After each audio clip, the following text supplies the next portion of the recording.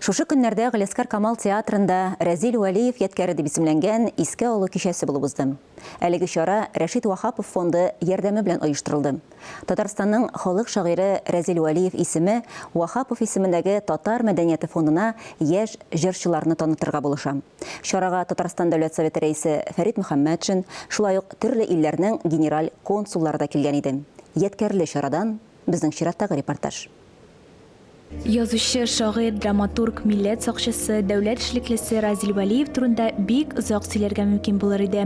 Без аны һаман да сагынып искә алабыз, аның сүзләренә язылган моңлы җырларны тыңлап юанабыз.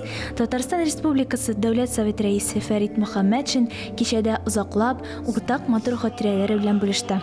Уларны китәдер Разил белән Мәскәүгә, барып югары Советка, башка җитәкчеләргә Онда халык бар, онда Разил белән баргач, мин инде ышанып, таянып аңарга барадыр идем. Безнең фикербез булгач, без шушына ризалык алып кайтадыр идек. Разил Вәлиев яткәре дип исемләнгән әлеге чараның төп оештыручысы Рәшит Вахапов исемендәге Татар мәдәнияте фонды. Аның җитәкчесе Рифат Фаттахов әйтүенчә, Разил абый фестивальнең үсешенә зур өлеш керткән. Соңгы 4 елда яңа татар җыры бәйгесенең жюри рәисе дә булып торган. Разил Вәлиев һәм Вахапов фестивале бик тыгыз бәйләнгән. Разил Вәлиев бик озак еллар дәвамында Вахапов фестиваленең кайгыртучылар советы рәисе иде. Разил Вәлиев иҗатына, мирасына үзе киткәннән соң шундый зур масштабтагы, зур сәхнәдәге мөгаен беренче кичәдер. Разил Вәлиевнең иң билгеле җырларын Татарстаныбызның танылган артистлары һәм яшь талантлар башкаруында ишетүе аерым бер ләззәт тудырды. Татарстанның халык артисты Рөстәм Асаев 20 миллион җырын башкарганда хисләр ташкынына биреләм ди. Монда бүтән тормыш алынган. Ачы сугышның корбаннарын күрсәтелә. Монда бит инде солдатлар бердән сугышта һәлак була, икенчедән монда тол хатыннар турында эмоция бик күп. Илһам Шакиров белән Разил абыйның иҗади дуслыгы нәтиҗәсендә барыбыз да белгән Дулкын, Таң җыры, Бер алманы 5кә бүләк җырлары барлыкка килә. Разил абыйның иҗатташ дусты Ркаил Зайдулла аны сагынып искә ала. Мин аның белән әлбәттә якыннан таныш идем.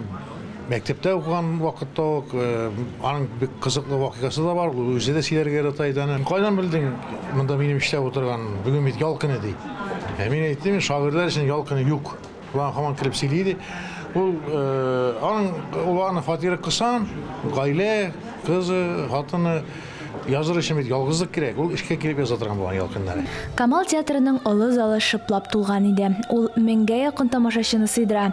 Разил Вәлиевнең иҗатын ихластан яраткан әдәбият сөючеләр килгән бирегә. Разил абый безнең йөрәкләрдә, безнең күңелләрдә ул инде мәңгегә кереп урнашкан. Алдагы буыннарда, балалар да аның иҗатын белсен, укысыннар иде.